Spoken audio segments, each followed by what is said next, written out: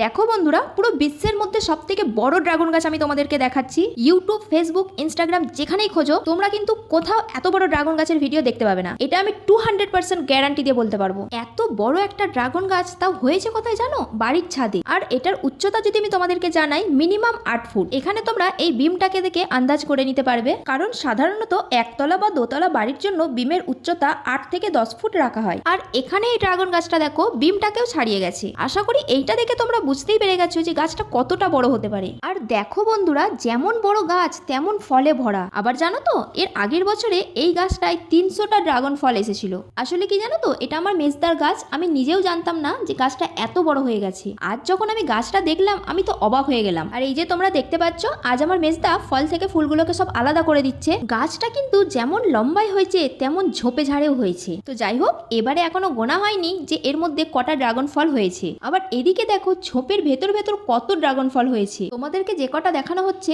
শুধু ওপর যেগুলো আছে সেইগুলোই আমি শুট করেছি, ভেতরের গুলো অত আমি শুট করতে পারিনি। কিন্তু ড্রাগন ফলে গাছটা পুরো ভরে গেছে। আবার কি জানো তো, আমার মেজদা আমাকে বললো যে অলরেডি 20-25টা গাছ পাকা ড্রাগন ফল খাওয়াও হয়ে গেছে। তাহলে বুঝতেই পারছো তো যে গাছটায় কত ফল এসেছে। চলো তাহলে আসছি আবার পরের ভিডিওতে। সবাই ভালো থেকো, সুস্থ থেকো, টাটা।